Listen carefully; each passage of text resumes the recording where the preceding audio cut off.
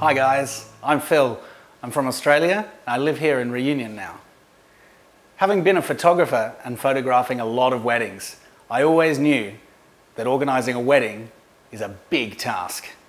Well, when you get married in a foreign country, the number of things to get ready goes through the roof.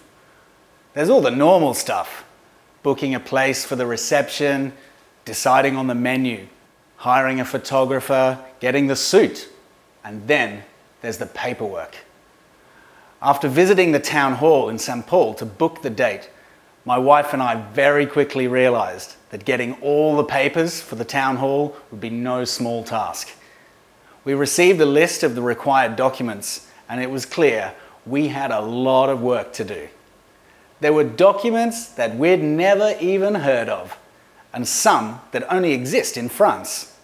For two of them, I had to get a letter from the British Embassy explaining that they didn't exist in England.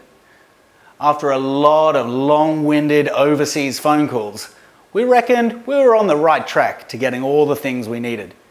But it wasn't over yet. A month later, the papers arrived, but to our dismay, they had got wet somewhere between England and Réunion. They weren't destroyed, but we were pretty anxious about whether the town hall would accept them with watermarks. It was a nervous week waiting to hear from the town hall for the okay, but finally we heard, with great relief, that everything was fine and we could go ahead and get married. By Réunion standards, our wedding wasn't a huge one. We had 80 guests on the day, but over 50 of them had come from either mainland France, England, or Australia. So, on top of organising our wedding day, we had a lot of people to accommodate. A few of the English and Australians hadn't even heard of Réunion, and before they booked their tickets, had to look it up just to see where it is. You can't come to Réunion just for a wedding. There's so much on offer here, and we wanted all of our friends and family to make the most of their trip and see the real Réunion.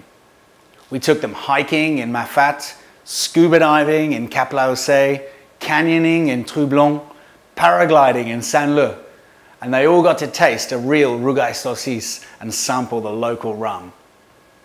Thanks for listening, guys. See you all next time.